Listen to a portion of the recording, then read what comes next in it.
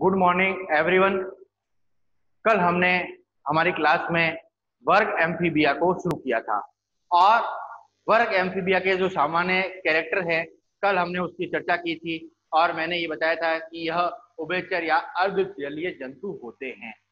अब इसके पश्चात हमने इनका वर्गीकरण किया था और हमने इनके वर्गीकरण में इनको तीन उपवर्ग में इनको क्या है विभाजित किया था। सबसे पहला जो उपवर्ग था वो था स्टिगोफिथेलिया, सेकंड था यूरोडिला और था एन्यूरा। अब आज जो हमारी क्लास है उसमें हम सेकंड जो उपवर्ग है यूरोडिला या कॉर्डेटम को शुरू करेंगे और इसके पश्चात तीसरा जो उपवर्ग रह जाएगा वो रह जाएगा एन्यूरा। अब देखिए कॉर्डेरा की जो सबसे विशेषता होती है इसमें छिपकली सदृश्य सैलामेंडर को सम्मिलित किया जाता है, अर्थात छिपकली के समान जीव होते हैं। सैलामेंडर आपने देखा होगा, सैलामेंडर जो जीव होते हैं वो छिपकली के आकार के होते हैं और थल भूभाग पर रहने वाले जीव होते हैं। तो ये इस उपवर्ग में छिपकली के आकार वाले सैलामेंडर जीव होते हैं उनको सम्मिलित किया गया है। जिस प्रकार छिपकली का आकार होता है उसी प्रकार सैलामेंडर का, लेकिन देखिए सैलामेंडर का एक तो आकार बहुत बड़ा होता है, ठीक है, मगरमच्छ लाइक होता है, लेकिन जो इसकी शरीर की रचना है वो बिल्कुल छिपकली के समान होती है। लेकिन शरीर की अगर लंबाई की बात करूं तो अपन मगरमच्छ तक कह सकते हैं। तो इस पहला की विशेषता क्या है, इस उपवर्ग में छिपकली के समान सैलामेंडर जीवों को सम्मिलित किया गया। अपन एक एक पॉइंट नोट आउट करते रहते हैं। तो पहली विशेषता क्या है, इस उपवर्ग में इसमें छिपकली सदृश्य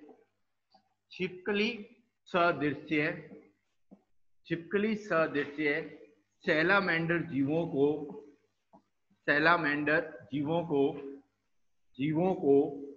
सम्मिलित किया गया है। अर्थात छिपकली के समान जो भी जीव होते हैं उनको क्या है इस उप अधिवर्ग में सम्मिलित किया गया। अब इनका जो शरीर होता है वो सिर, ग्रीवा, धड़ और पूंछ भाग में विभक्त होता है। अर्थात कहने का मतलब क्या है, सिर, धड़ और पूंछ भाग में इनका शरीर क्या होता है, विभाजित होता है। तो इनका शरीर शीर्ष, ग्रीवा, धड़ एवं पूंछ में विभाजित होता है। तो कहने का मतलब इनका शरीर का शीर्ष पोर्शन, ग्रीवा पोर्शन, धड़ और पूंछ में इनका शरीर विभाजित होता है और शरीर में समान लंबाई में दो जोड़ी पाद है वह उपस्थित होते हैं, लेकिन ये क्या होते हैं, यह दुर्बल होते हैं। तो इनके शरीर में, मतलब जो उपवर्ग है, इनके शरीर में दो जोड़ी पाद उपस्थित होते हैं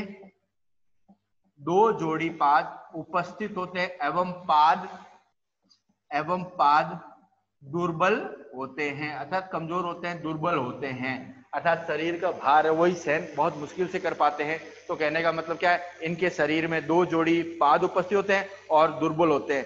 त्वचा जो होती है वो श्लेष्मा युक्त होती है लेकिन सल्क रहित होती है। तो ध्यान रखिए, त्वचा श्लेष्मा युक्त और सल्क रहित होती है। अब श्लेष्मा कारण क्या होगी, त्वचा हमेशा कैसी होगी, त्वचा हमेशा चिकनी या नम बनी रहती है। तो श्लेष्मा क्या करी, तो चिकनी और नम बना रही है, लेकिन इनके शरीर में सल्क क्या है, अनुपस्थित है, क्योंकि सल्क मछलियों में पाया जाता है, ये ध्यान रखिएगा। तो इनकी त्वचा श्लेष्मा युक्त एवं सल्क रहित होती है। तो नेक्स्ट इसकी सबसे बड़ी विशेषता क्या है कि त्वचा श्लेष्मा युक्त है और क्या है, सल्क रहित है। इनके दोनों हनुओं में, जौ में, अर्थात जो है हनु है उनमें दांत पाए जाते हैं। तो इनके दोनों हनु या जिनको अपन इंग्लिश में जौ कहते हैं उनमें क्या हो, दांत पाए जाते हैं। तो नेक्स्ट विशेषता क्या है इस ऊपर की, इनके दोनों हनु या जिसको जौ कहते हैं, दोनों हनुओं में दांत उपस्थित होते हैं। अब देखिए दोनों जो हनु है, जौ है, उनमें क्या है, दांत उपस्थित है। अब नेक्स्ट सबसे बड़ी बात क्या है, नर में मैथुन अंग का क्या होता है, अभाव होता है। तो नेक्स्ट इसकी सबसे बड़ी विशेषता क्या है कि नर में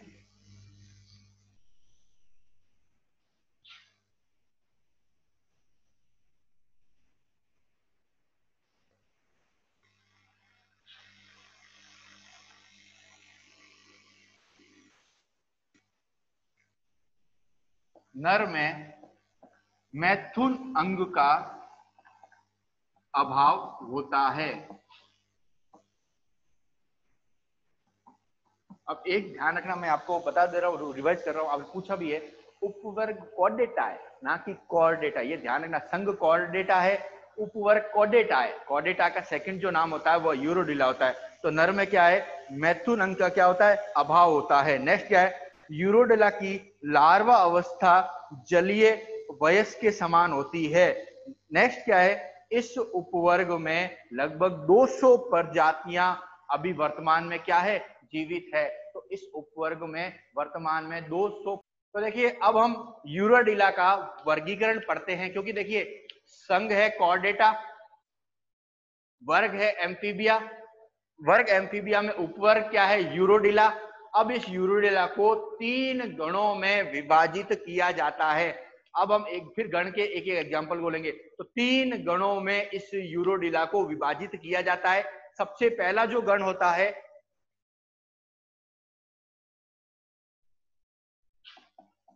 वो होता है प्रोटाइडा। सबसे पहला जो गण होगा वह होता है प्रोटाइडा। दूसरा होता है म्यूटेबिलिया, म्यूटेबिलिया। और तीसरा जो गण होता है वह होता है मीएंटिस। वापस रिवाइज कर रहा हूं, सबसे पहला गण कौन सा है, प्रोटाइडा, सेकंड है म्यूटेबिलिया, थर्ड है मीएंटिस। अब प्रोटाइडा का जो उदाहरण होता है वह होता है नेक्ट्यूरस, जिसको हम कॉमन भाषा में मड पप्पी भी कहते हैं, मड पप्पी, जिसको हम कॉमन भाषा में क्या कह रहे हैं, मड पप्पी भी कहते हैं। और म्यूटेबिलिया का जो उदाहरण है वह क्या है, एम्बाइस्टोमा, जिसको हम बाग सैलामेंडर भी कहते हैं। ये ध्यान रखिए, मैं आपको कॉमन नाम भी बता रहा हूं, बाग सैलामेंडर भी इनका कॉमन नाम है। तो इनका कॉमन नाम क्या है, बाग सैलामेंडर। और साइरन का जो कॉमन नाम होता है वह होता है कीचड़ ईल। तो कहने का मतलब क्या है, उपवर्ग यूरोडिला को 3 गणों में विभाजित किया जाता है, प्रोटाइडा, म्यूटेबिलिया, मीएंटिस।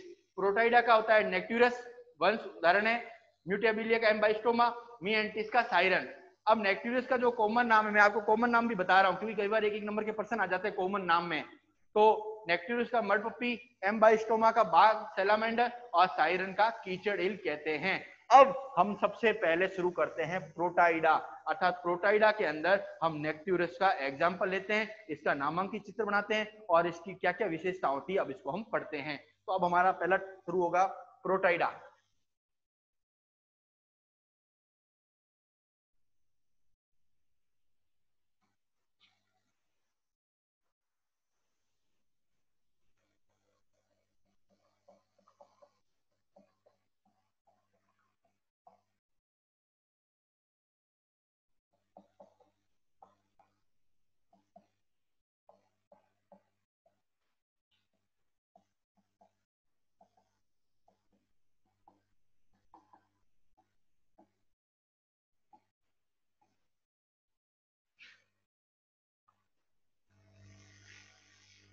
अब देखिए, गण प्रोटाइडा, वंश नेक्ट्यूरस, सामान्य नाम क्या है, मड पप्पी कहते हैं। अब क्या होता है, इनकी क्या क्या विशेषताएं, प्रोटाइडा की मैं एक विशेषता बता देता हूं कि इनकी जंतुओं की देह पृष्ठ और अधर सतह से दबी हुई होती है। तो प्रोटाइडा की सबसे बड़ी विशेषता क्या है, इनकी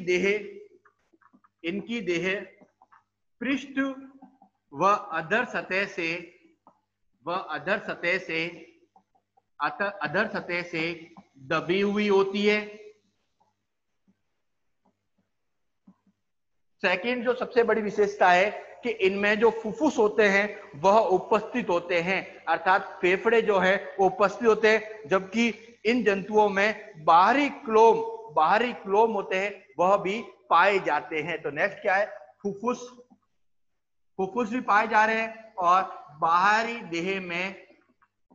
देह में क्लोम भी, बाहरी देह में जो इनके शरीर की जो बाहरी देह होती है गण प्रोटाइडा की, उनमें क्लोम भी उपस्थित होते हैं। नेक्स्ट क्या है, यह जंतु, इस जो गण के जंतु होते हैं वह स्थायी रूप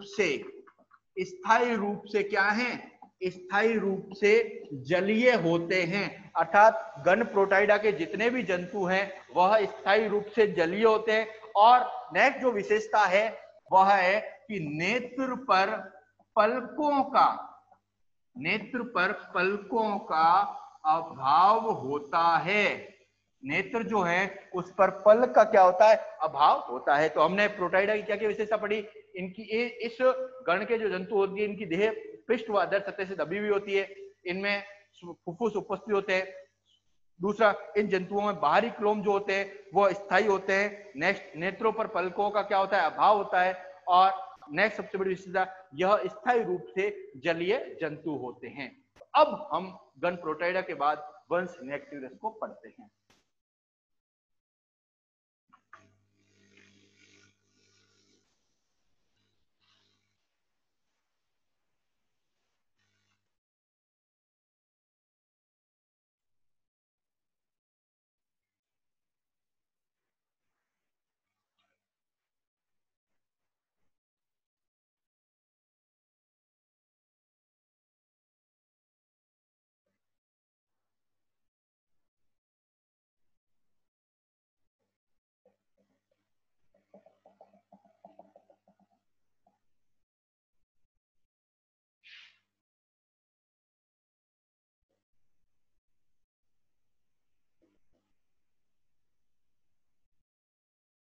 देखिए, हमने नेक्टिवरस का नामांकित चित्र बनाया है, अब इसको हम नामांकित करते हैं। तो देखिए, इसको नामांकित में सबसे बड़ी विशेषता क्या है, जो ये ऊपर की ओर आपको ये पोर्शन दिख रहा है, क्योंकि हमने इसे बताया था कि इसमें बाह्य गिल, इस गण में बाह्य गिल्स पाए जाते हैं। तो ये जो ऊपर की ओर जो संरचना होती है इसको हम सामान्य भाषा में एक्सटर्नल गिल्स कहते हैं, एक्सटर्नल गिल्स। तो ये कौन सी संरचना है, एक्सटर्नल गिल संरचना है। अब देखिए, इसमें दो प्रकार के पाद है। आगे वाले पाद को फोरलिम्ब कहते हैं, फोरलिम्ब, और पीछे वाला क्या होता है, हिंड लिम्ब। तो आगे वाला कौन सा है, फोरलिम्ब, पीछे वाला कौन सा है, हिंड लिम्ब। और सबसे पीछे की ओर क्या है, कॉडल फिन, कॉडल टेल, अर्थात पूंछ टेल है जो कॉडल टेल, या इसको हम कॉमन भाषा में दूसरा जो कहते हैं वह क्या कह सकते हैं, कॉडल फिन। आगे की ओर क्या होती है, आगे की ओर देखिए, forelimb, hind limb, caudal fin, laterally compressed tail, अर्थात कंप्रेस की हुई, दबी की हुई पार्श्व में क्या है, एक पूंछ उपस्थित होती है। तो लेटरली कंप्रेस्ड टेल, ऊपर की ओर क्या है, एक्सटर्नल गिल हो गए। अब आगे की ओर क्या है, आगे की ओर जस्ट इसमें क्या होती है, आई है, ऊपर नोस्ट्रिल, माउथ, बीच में क्या होगा, ट्रंक। तो कहने का मतलब क्या है, नोस्ट्रिल, आई, माउथ और सबसे बीच पोर्शन हेड। तो इस नामांकित चित्र से हमने क्या क्या बनाया, वापस रिवाइज कर रहा हूं 1 मिनट के लिए। Mouth, eye, nostril, head, forelimb, hind limb, external gills, laterally compressed pad, caudal fin. ये इसका एक नामांकित चित्र है। देखिए, यह एक स्थायी, अब इसकी नेक्टिवरस की विशेषता क्या है, अब इनको पढ़ते हैं। यह एक स्थायी उभयचर जंतु है जो पूर्ण रूप से जलीय क्षेत्रों में रहता है। विशेष तौर से यह उत्तरी अमेरिका की स्वच्छ झील, ये ध्यान रखिए, एक तो ये जलीय जंतु है, जलीय उभयचर जंतु है, इसके साथ में यह उत्तरी अमेरिका की झील या विशेष नदियां होती है उनमें यह पाया जाता है। इसका शीर्ष भाग है वो जो शीर्ष पोर्शन है वह बड़ा, और कुंद है वो अग्रस्त की ओर होता है, और इसकी नेत्र होते हैं वह पलक विहीन होते हैं। तो नेत्र क्या होते हैं, पलक विहीन होते हैं। इसकी नेत्र पर पलक क्या होती है, अनुपस्थित होती है। नेक्स्ट, शरीर के पश्च भाग में 3 जोड़ी पार्श्व बाह्य क्लोम, 3 जोड़ी पार्श्व बाह्य क्लोम उपस्थित होते हैं तथा दो जोड़ी क्लोम दरारें उपस्थित होती है। अब देखिए इनके जो दोनों पाद होते हैं, एक तो ये दुर्बल होते हैं, इसके साथ में ये क्या होते हैं, अल्प विकसित होते हैं। अब नेक्ट्यूरस की सबसे बड़ी विशेषता क्या है, यह एक स्थायी डिंभकीय, यह एक स्थायी डिंभकीय उभयचर है। तो हमने इसकी क्या क्या विशेषताएं पढ़ी, मैं एक बार फिर रिवाइज कर देता हूं। यह एक जलीय उभयचर है जो उत्तरी अमेरिका की झीलों और नदियों में क्या है, पाया जाता है। इसका शरीर का जो शीर्ष पोर्शन था बड़ा होता है और आगे के पोर्शन में मुख उपस्थित होता है, जबकि नेत्र होते हैं वह क्या होते हैं, पलक विहीन होते हैं। नेक्स्ट क्या होता है, इसके शरीर के पश्च भाग में 3 जोड़ी पार्श्व क्लोम तथा 2 जोड़ी क्लोम दरारें क्या होती है, उपस्थित तो होती है। नेक्स्ट इनके जो पाद होते हैं, पैर होते हैं, वह क्या होते हैं, दुर्बल होते हैं और अविकसित होते हैं। और सब लास्ट विशेषता है, यह डिंभकीय उभयचर होते हैं और इसका जो कॉमन नाम होता है वह होता है मड पप्पी। इसको मड पप्पी कहते हैं क्योंकि दिन भर कीचड़ में ही रहता है, उभयचर जंतु है, कीचड़ में रह रहा है। एक पप्पी किस प्रकार होता है, छोटा लगता है कीचड़ के अंदर, इसीलिए इसका नाम होता है मड पप्पी। तो ये हमने पहला गण पढ़ा प्रोटाइडा, उसके अंदर कौन से वंश को पढ़ा, नेक्ट्यूरस, जिसका कॉमन नाम क्या है, मड पप्पी। अब हम दूसरा गण लेते हैं।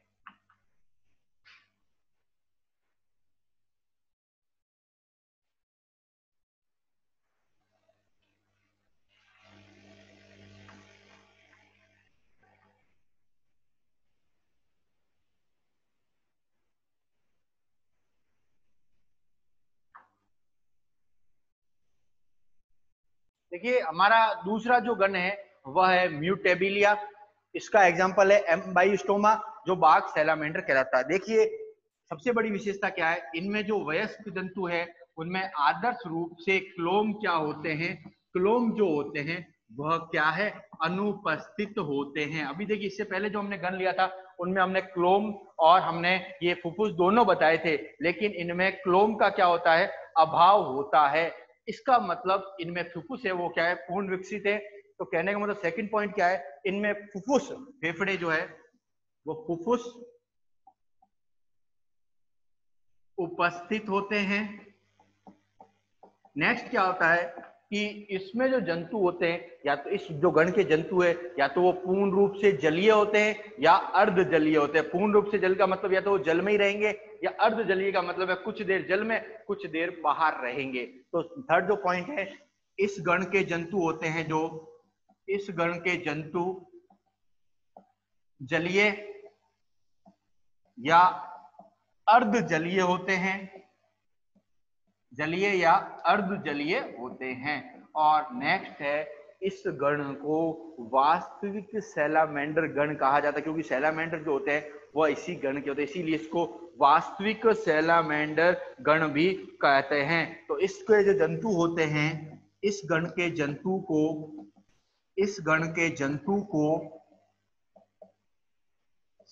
वास्तविक सैलामेंडर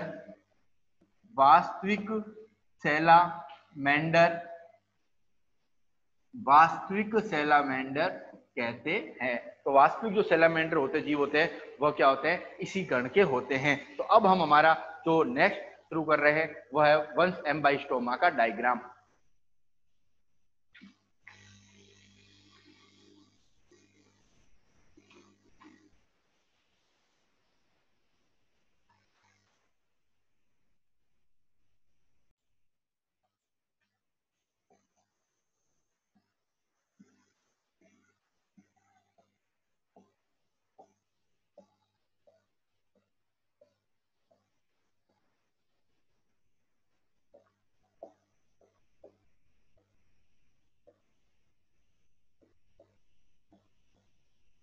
देखिए इसकी त्वचा पर जो धब्बे होते हैं वह बाघ के समान दिखाई दे, इसीलिए इसको क्या कहते हैं, बाघ सैलामेंडर कहते हैं। तो आगे की ओर क्या होगा, फोरलिम, पीछे की ओर क्या होगा, हिंडलिम, ऊपर की ओर क्या है, टेल, आगे आई, नोस्ट्रिल,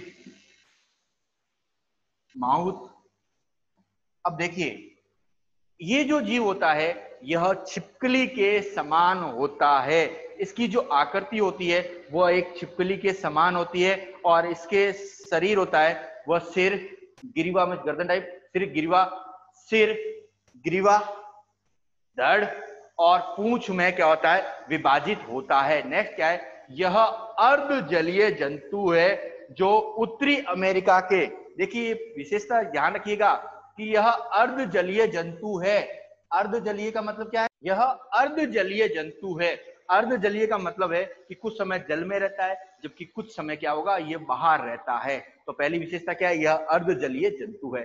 सेकंड विशेषता क्या है कि यह उत्तरी अमेरिका में पाया जाता है। देखिए उत्तरी अमेरिका जो है वहां सबसे ज्यादा जंतु पाए जाते हैं इस प्रकार के जो छिपकली सदृश बड़े डरावने होते हैं, तो यह उत्तरी अमेरिका में पाया जाता है। तीसरी से सबसे बड़ी विशेषता है यह अलवणीय जल के स्रोत अर्थात नदी, झील, तालाब है उनमें यह पाया जाता है। नेक्स्ट, इनका शरीर सिर, ग्रीवा, धड़, पूंछ में क्या होता है, विभाजित होता है। अब इनकी त्वचा जो होती है चिकनी भी होती है, नम है और पीले धब्बे युक्त होती है, इसीलिए इसको क्या होती है, पीले धब्बे युक्त और साथ में काले धब्बे युक्त। त्वचा क्या है, चिकनी है, नम है, पीले और काले धब्बे युक्त होती है। इस धब्बों के कारण ही इनको क्या कहते हैं, बाघ सैलामेंडर कहते हैं।